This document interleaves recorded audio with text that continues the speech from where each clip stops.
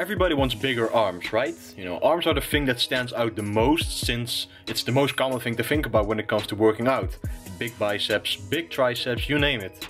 There's a really slim chance someone's gonna come up to you and ask, hey, how big are your calves? You know, instead they will ask for your arm size. But big arms don't come out of nowhere. They have to be trained in the right ways in order for them to get big in the first place. Now, especially people who might have lagging arm development tend to do so many exercises in every particular way they think is possible in an attempt to just make them grow. When in reality it can be very, very simple. Firstly, let's go over the anatomy of the arm muscles. Now, the arms are divided into two halves. The triceps brachii being the biggest part of the arm and the biceps brachii being the remainder of the arm. Now, I'm going to cover the triceps first, since this covers 2/3 of the arm altogether. Now, the triceps can be divided into 3 heads: the long head, the lateral head and the medial head. The tricep is an extensor muscle, meaning its primary function is the extension of the elbow joint. When come to think of it literally, to train the triceps you always had to extend your arm in order to get a full contraction. Now, the triceps get worked in every pressing motion. This includes the bench press, shoulder press and all of its variants included. However, these do not isolate the triceps, since most of these movements are compound movements. Now, isolating one of the 3 tricep heads isn't quite possible, since all 3 heads will be activated in extension movements, but there are ways to put emphasis on a specific head. Now, let's go over the fundamentals of isolating the triceps. Now, the first movement pattern I want to focus on is overhead extension. Now, overhead extension movements primarily target the long head of the tricep. Now, since the long head of the tricep crosses the shoulder joints, unlike the other 2 tricep heads, you have to focus on stretching your arm out above your head to fully activate it, since the shoulder would then be in a flexed position. And that's when the long head is fully stretched and contracted. Now, overhead extensions can be done in numerous exercises. For example, the cable overhead extensions, the dumbbell overhead extensions, and the barbell overhead extensions. Now, these are all literal overhead exercises, but there are also some exercises which are performed with the shoulder at an extended position, being for example skull crushers, close grip bench press and so forth. Now, let me just tell you straight away that there is no perfect exercise for the triceps. Everyone is different, so everyone will have different preferences or abilities to perform an exercise comfortably. So picking any of these exercises can be perfect for stimulating the long head of the tricep, as long as you perform it safely, correctly and fully. Now, let's cover the lateral head of the tricep.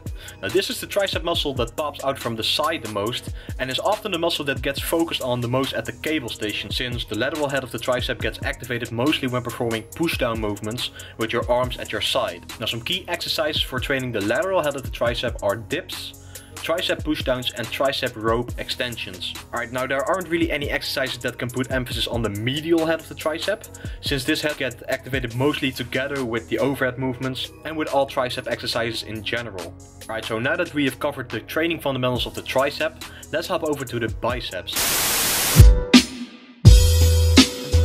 Alright, so the biceps are divided into 2 heads, hence the term biceps. So it's divided into the long head and the short head. The bicep has 3 different functions.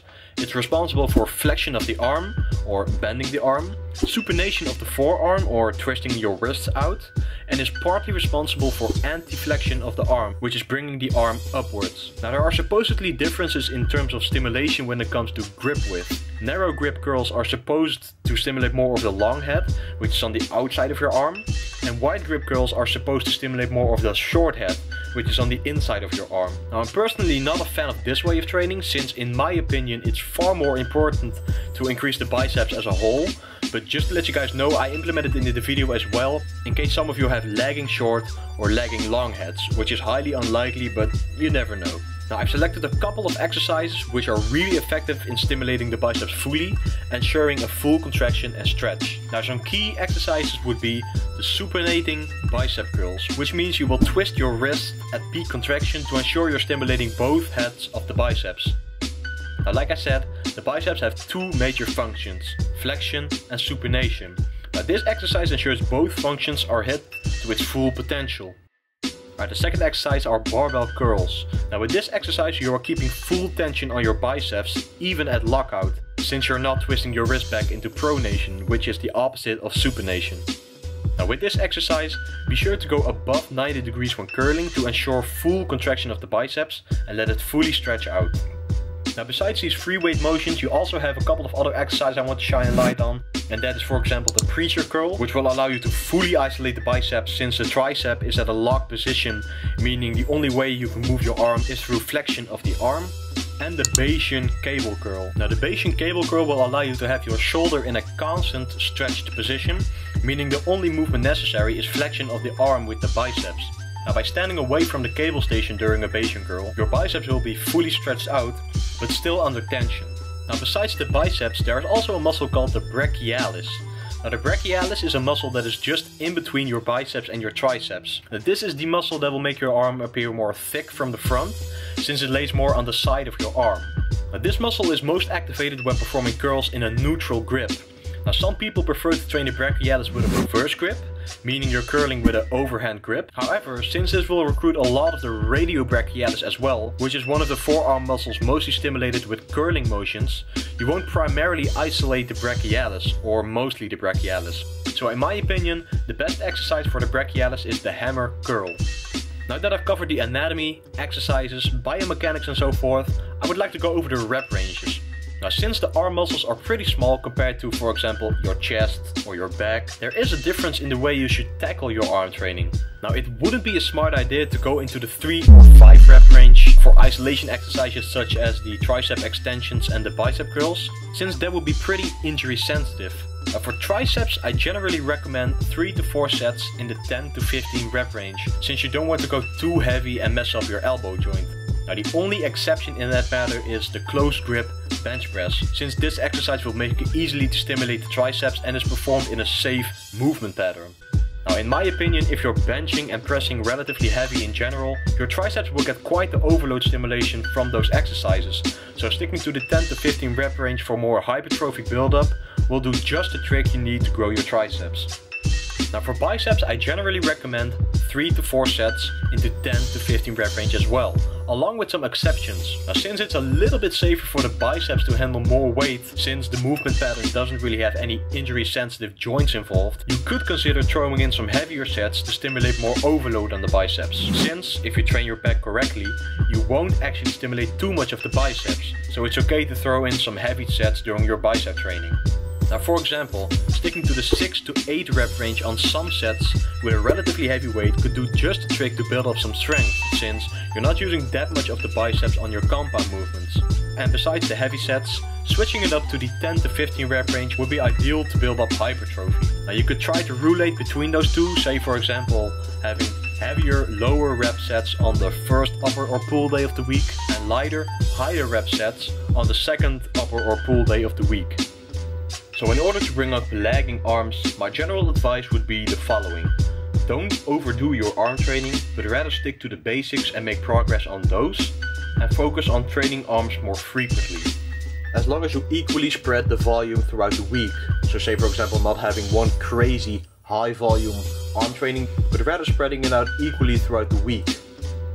Now like I mentioned in the beginning of the video, people who have lagging arms tend to overshoot in volume because of the general idea that it will make their arms grow harder and faster. Now one of the main drivers of hypertrophy is a bigger stimulus during weight training, or also referred to as progressive overload, meaning that even for your arms, you should be focusing on adding either more weight or more volume over time.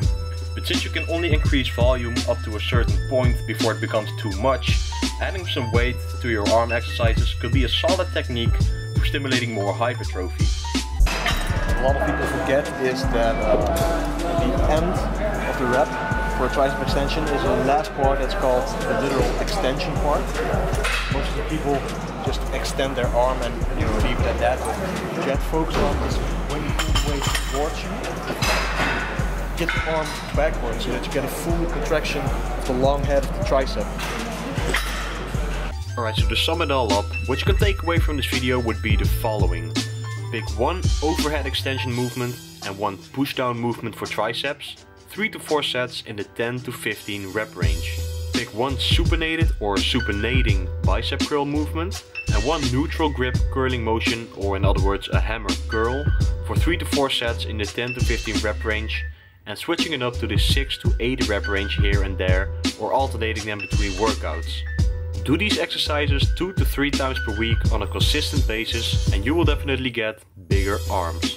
Alright, and that is it for the video, guys. I hope you all enjoyed. If you did, please be sure to smash that like button because it really helps out the channel grow and I really put a lot of effort into this video. So a like would be really appreciated. Comment down below, subscribe to the channel for so much more content coming really soon. I'm out, guys, and peace out. See you in the next one.